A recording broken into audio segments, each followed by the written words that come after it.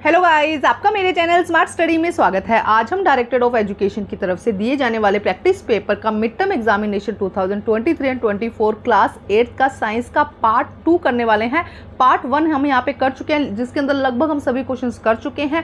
आज हम पार्ट 2 करने वाले हैं। आप जब भी ये जो सिलेबस देखें या ये जो प्रैक्टिस पेपर देखें, ये ज़रूर देख लीजिएगा कि आपके सिलेबस से मैच करता हो, 23 एंड 24 का हो, जो चैप्टर आपके सिलेबस में आ रहे हैं, क्योंकि सिलेबस आप लोगों को पता चल गया होगा। और अगर अभी तक आपने सिलेबस नहीं देखा है तो मेरे चैनल पर उसके वीडियो है कि आप कैसे डाउनलोड कर सकते हैं अपना सिलेबस, या फिर उसका प्रॉपर वीडियो बना है कि कौन कौन से चैप्टर आने वाले हैं। तो ये सारे क्वेश्चन हमने कल कर लिए थे, आपको मैंने अच्छे से समझा दिए थे। अगर आपने वो वीडियो नहीं देखा है तो एक बार वीडियो ज़रूर देख लीजिएगा, जिससे कि आपको आइडिया हो जाएगा कि आपके एग्जाम किस तरह से आने वाला है, किस तरह से क्वेश्चन आएंगे। तो हम सेक्शन सी कर रहे थे।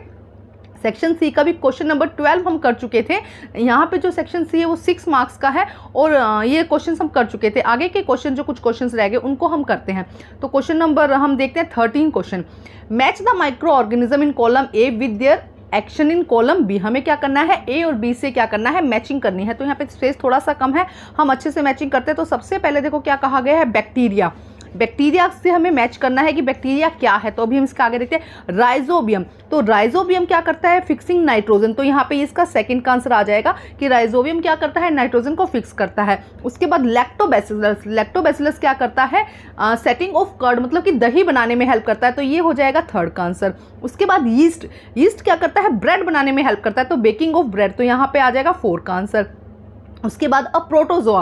प्रोटोजोन जैसे कि प्लाज्मोडियम, जो कि क्या करता है, मलेरिया कोज करता है। तो कोजिंग मलेरिया। तो ये इसका 5th का आंसर हो जाएगा। उसके बाद देखो यहाँ पे लिखा गया है वायरस। तो कोजिंग वायरस, HIV जैसे वायरस आपने जरूर सुना होगा, जो क्या करता है, एड्स को कॉज करता है। तो यहाँ पे ये आ जाएगा यहाँ पर 6th का आंसर। अब हमारा यहाँ पे फर्स्ट बच गया था बैक्टीरिया। तो बैक्टीरिया में यहाँ पे आएगा कोजिंग क्लोरेला। तो क्या बैक्टीरिया की वजह से क्या होता है, क्लोरेला होता है। तो ये हो जाएगा फर्स्ट का आंसर। तो आपको इस तरह से मैचिंग करनी है। इसके अंदर बहुत ही आसान है।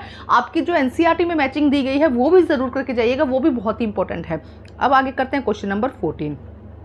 क्वेश्चन नंबर 14 में क्या कहा गया है, read the following and answer the question. Okay, हमें यहाँ पे पहले इसको रीड करना है, उसके बाद आंसर करना है। तो हम इसको थोड़ा सा छोटा कर लेते हैं, जिससे कि रीड करना आसान हो जाए। तो ये चैप्टर साउंड से लिया गया है। देखो क्या कहा गया है, sound is a form of energy that produce when air molecule vibrate in particular pattern called waves. क्या है, जब एयर के पार्टिकल्स क्या करते हैं, आप जब भी साउंड क्या करता है, एक एनर्जी को क्रिएट करता है, जिससे कि क्या होता है, एयर के मॉलिक्यूल वाइब्रेट करते हैं और उसे वेव्स कहा जाता है। Hence the sound is waves. Sound is produce by the vibrating object. हमेशा साउंड कहाँ से प्रोड्यूस होती है, जहाँ पे क्या होता है, वाइब्रेट हो सकती है। अब किसी भी बर्तन को एक जोर से, एक बड़े झटके से मारे तो वो कई देर तक वाइब्रेट होगा। इनफैक्ट अपने पेन को जोर से मारे वो भी कई देर तक वाइब्रेट होगा। Vibration can be describe to and fro motion and object. तो वाइब्रेशन किसको कहते हैं, टू एंड फ्रो का जो मोशन होता है, जो इस तरह का मोशन होता है, उसे हम क्या कहते हैं, to and fro motion. Sound can not be produce without any vibration. Sound always require a medium to travel source of its production. Sound के लिए हमेशा एक मीडियम की जरूरत होती है, receiver end. Speed of the sound is maximum in solid and minimum in gas. तो speed of sound की जो है वो सबसे मैक्सिमम कहाँ होती है, सॉलिड में, और मिनिमम कहाँ होती है, गैसेज में होती है। नेक्स्ट देखो क्या कहा गया है यहाँ पर। अब क्वेश्चन देखो, इससे रिलेटेड क्वेश्चन है। तो फर्स्ट क्वेश्चन में क्या कहा गया, हर क्वेश्चन 2 मार्क्स का है, 3 क्वेश्चंस हैं। The Audible frequency range in human ear की फ्रिक्वेंसी रेंज क्या है। तो देखो ये आपने चैप्टर में जरूर पढ़ा होगा, जो ह्यूमन रेंज की ऑडिबल साउंड है वो क्या होती है, 20 से 20,000 हर्ट्ज होती है। तो ए आंसर यहाँ पे क्या हो जाएगा, करेक्ट हो जाएगा। नेक्स्ट देखिए क्या कहा गया है, Riya use a device to measure to loudness of a machine. Riya के पास क्या है, एक डिवाइस है जो क्या करता है, लाउडनेस मशीन पहचानता है, उसको मेजर करता है। She record her observation as given below.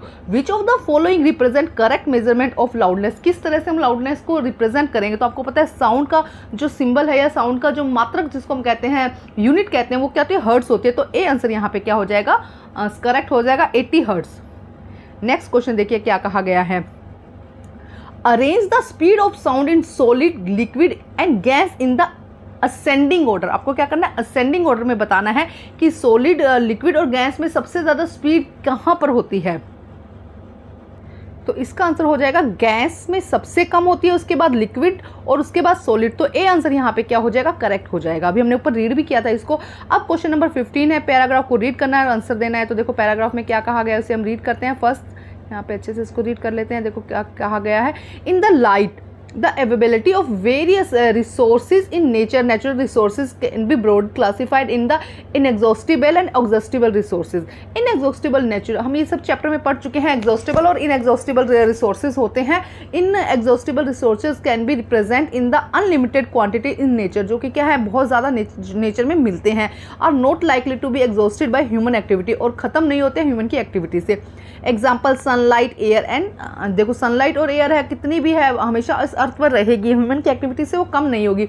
Exhausted resources are present in limited quantity, जो एग्जॉस्टेबल है वो क्या है, लिमिटेड में है। They can be exhausted by human activity, और ह्यूमन की एक्टिविटी से वो धीरे धीरे खत्म हो रही है। इसका example forest, wild life, mineral, coal, petroleum, natural gases. Some exhaustible nature like coal, petroleum, natural gas, these are form from the dead remain living organism so that they are called fossil fuel, इसीलिए इनको क्या कहा जाता है, fossil fuel कहा जाता है। अब क्वेश्चन देखो, फर्स्ट क्वेश्चन में क्या कहा गया है, exhaustible natural resources are, exhaustible कौन से होंगे, जो क्या होंगे, जिसकी क्या है, लिमिट है, लिमिट इन क्वांटिटी। देखो हमने अभी पढ़ा था, ये देखो क्या है, यहाँ पे क्या लिखा गया है, ये देखो exhaustible resources are present in limited in quantity, क्या है, जो क्वांटिटी में क्या होती है, लिमिटेड होती है। तो सी आंसर यहाँ पे क्या हो जाएगा, करेक्ट हो जाएगा। नेक्स्ट देखिए, various material which are obtained from the nature are called natural resources. Which of the following is not a natural resources? बहुत सारे natural resources है, लेकिन यहाँ पे ऐसा कौन सा है जो natural resources नहीं है? बहुत ही आसान है, डी आंसर यहाँ पे करेक्ट हो जाएगा, प्लास्टिक। उसके बाद नेक्स्ट देखिए क्या कहा गया, विच of the following is an exhaustible natural resources, कौन सा है एग्जॉस्टेबल यहाँ पर, कौन सा है, तो देखो which is an exhaustible natural resources, देखो सारे ही यहाँ पे क्या है, नेचुरल रिसोर्सेज है, air, sunlight, forest and wild. तो यहाँ पे जो करेक्ट आंसर हो जाएगा, यहाँ पे सी आंसर फॉरेस्ट। देखो एक फॉरेस्ट के अंदर क्या मिलेंगे, बहुत सारे नेचुरल रिसोर्सेज मिलेंगे ना, तो फॉरेस्ट यहाँ पे क्या हो जाएगा, एक करेक्ट आंसर हो जाएगा, विच of the following is an exhaustible natural resources. तो सी यहाँ पे क्या हो जाएगा, करेक्ट आंसर हो जाएगा। देखो इसका आंसर आप यहाँ पर देख सकते हैं। आपको मेरे चैनल पर सभी सैम्पल पेपर मिल जाएंगे, तो आप वहाँ से इनको अच्छे से रिवाइज कर सकते हैं और अपने जो मिड टर्म के एग्जाम आ रहे हैं वहाँ पे आप अच्छे से नंबर ला सकते हैं। Thank you guys.